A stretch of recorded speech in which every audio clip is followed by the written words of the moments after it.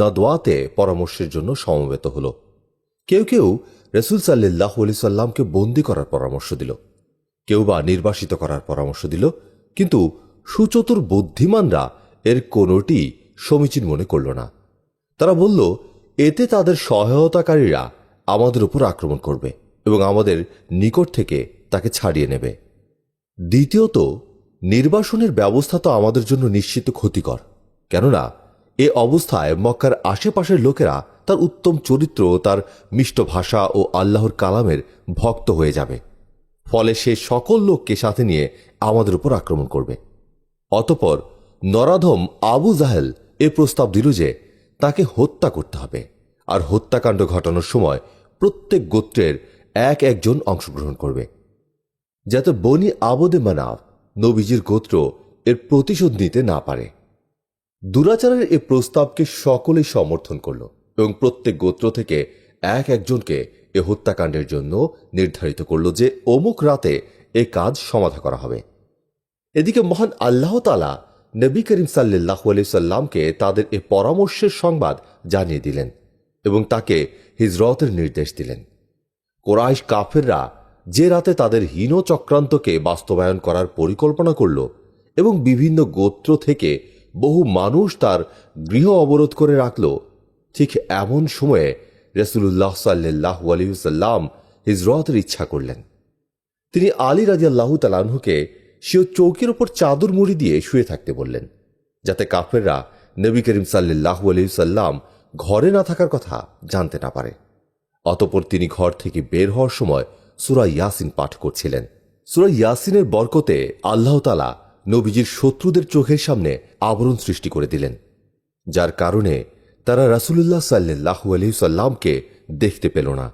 তিনি সরাসরি হযরত আবু বকর সিদ্দিক রাদিয়াল্লাহু তাআলা আনহু এর গৃহে পৌঁছলেন। তিনি তো পূর্ব থেকেই প্রস্তুত ছিলেন, রাস্তা দেখানোর জন্য একজনকে পূর্বেই রেখেছিলেন। নবী করিম সাল্লাল্লাহু আলাইহি সাল্লাম সিদ্দিকে আকবর রাদিয়াল্লাহু তাআলা আনহুকে সাথে নিয়ে গৃহের পেছন দিক হতে জানালা দিয়ে উভয়ে বেরিয়ে গেলেন এবং সাউর পর্বতের দিকে তাশরিফ নিলেন। সাউর মক্কার অদূরে একটি পাহাড়ের নাম। রাসূলুল্লাহ সাল্লাল্লাহু আলাইহি সাল্লাম সাউর পাহাড়ের একটি গুহায় অবস্থান করলেন। এদিকে কাফের যুবকরা ভোর পর্যন্ত নবীজি সাল্লাল্লাহু আলাইহি সাল্লামের গৃহ হতে বের হওয়ার অপেক্ষায় থাকল। অবশেষে তারা জানতে পারল যে নবী করিম সাল্লাল্লাহু আলাইহি সাল্লামের স্থলে আলী রাদিয়াল্লাহু তাআলা আনহু শায়িত। তখনই তারা অতিশয় বিচলিত হয়ে পড়ল। তাকে খোঁজার জন্য চারদিকে লোক পাঠালো এবং রাসূল সাল্লাল্লাহু আলাইহি সাল্লামকে গ্রেফতারকারীর জন্য 100 উটের পুরস্কার ঘোষণা করল। বহু মানুষ বেরিয়ে পড়ল এ পুরস্কার পাওয়ার আশায়। কতিপয় পদচিহ্ন বিশারদ পায়ের চিহ্ন ধরে চলতে চলতে ঠিক গুহার মুখ বরাবর পৌঁছে গেল। যদি সামান্য নিচু হয়ে দেখত তাহলে রাসূল সাল্লাল্লাহু আলাইহি সাল্লামকে দেখে ফেলত। ওই সময় সিদ্দিক আকবর রাদিয়াল্লাহু তাআলা আনহু অত্যন্ত অস্থির হয়ে পড়লেন। রাসূল পাক সাল্লাল্লাহু আলাইহি সাল্লাম তাকে সান্ত্বনা দিয়ে বললেন, চিন্তা করো না, মহান আল্লাহ আমাদের সাথে আছেন। আল্লাহর মহিমায় তাদের সবার দৃষ্টি গুহার দিকে ফিরিয়ে দেওয়া হল। কেউ ঝুঁকে দেখল না। ধূর্ত উমাইয়া ইবনে খালফ বলল, এখানে তাদের থাকা অসম্ভব। তখন সবাই দেখল গুহার মুখে মাকড়সার জাল। মহান রব্বুল আলামিনের আদেশে মাকড়সা রাতে গুহার মুখে প্রবেশ পথে জাল বুনে দিয়েছিল। বন্য কবুতর বাসা তৈরি করে রেখেছিল। রাসূল করিম সাল্লাল্লাহু আলাইহি সাল্লাম ও আবু বকর সিদ্দিক রাদিয়াল্লাহু তাআলা আনহু একাধারে 3 রাত সেই গুহায় আত্মগোপন করে থাকেন। এদিকে অন্বেষণকারীরা নিরাশ হয়ে বসে পড়ল। ওই 3 দিনে সিদ্দিক আকবর রাদিয়াল্লাহু তাআলা আনহু এর পুত্র আব্দুল্লাহ রাতে গোপনে তাদের নিকট আসতেন এবং ভোর হওয়ার আগেই মক্কায় চলে যেতেন। সারা দিন কুরাইশদের খবরাখবর শুনে রাতে তাদের নিকট বর্ণনা করতেন। তার বোন আসমা বিনতে আবু বকর রাদিয়াল্লাহু তাআলা আনহু প্রতি রাতে তাদের নিকট খাবার পৌঁছাতেন।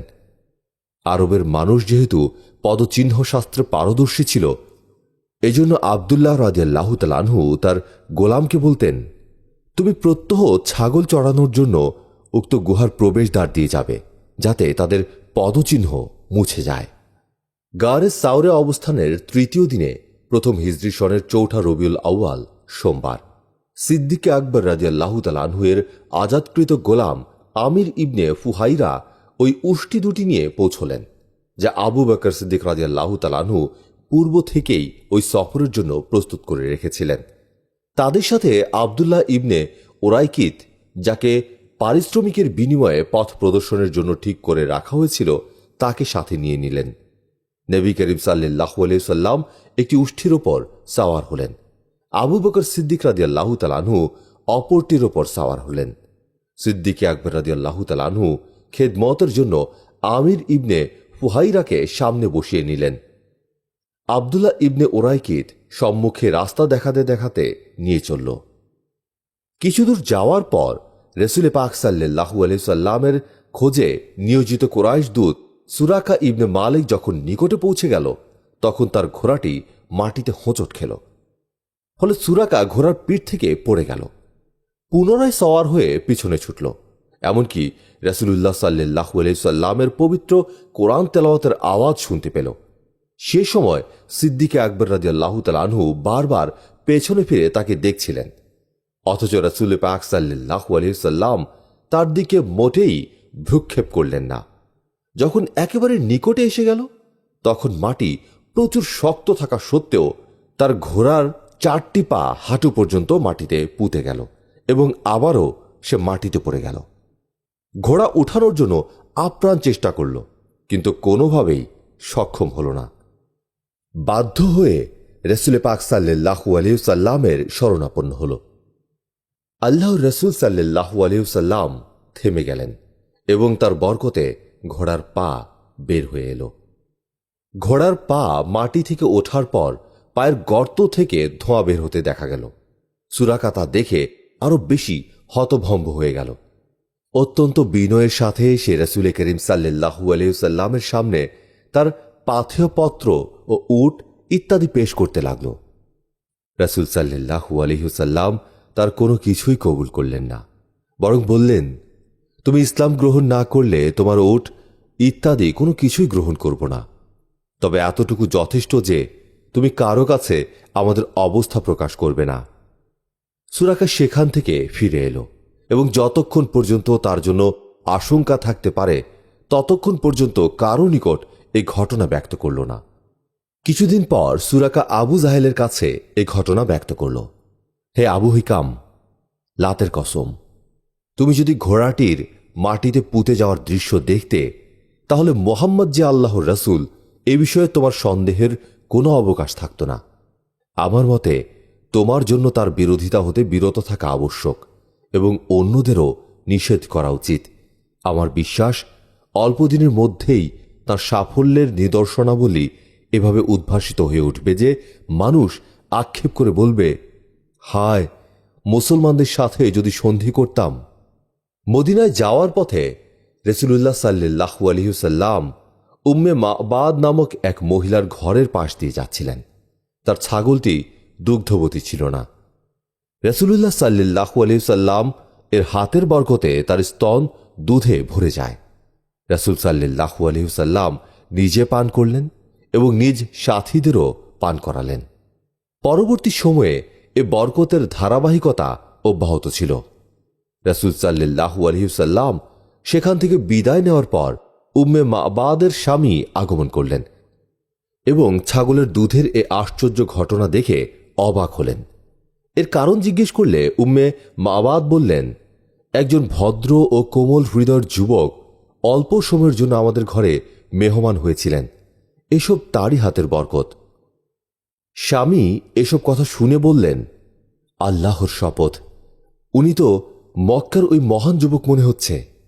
কোনো বর্ণনায় আছে এরপর তারা উভয়ে হিজরত করে মদিনায় পৌঁছে মুসলমান হয়ে যান। রাসূলুল্লাহ সাল্লাল্লাহু আলাইহি সাল্লাম উম্মে মাবাদের বাড়ি থেকে রওনা হয়ে কুবায় পৌঁছলেন। কুবা মদিনার একটি জায়গার নাম। রাসূল করিম সাল্লাল্লাহু আলাইহি সাল্লাম মদিনায় আসছেন এ সংবাদ শোনার পর থেকে মদিনার আনসারগণ প্রতিদিন তার সংবর্ধনার উদ্দেশ্যে নিজ নিজ মহল্লা থেকে বের হয়ে আসতেন। সেদিনও তারা যথারীতি অপেক্ষা করে ফিরে যাচ্ছিলেন। হঠাৎ তারা শুনতে পেলেন যে যার আগমনের অপেক্ষায় ছিল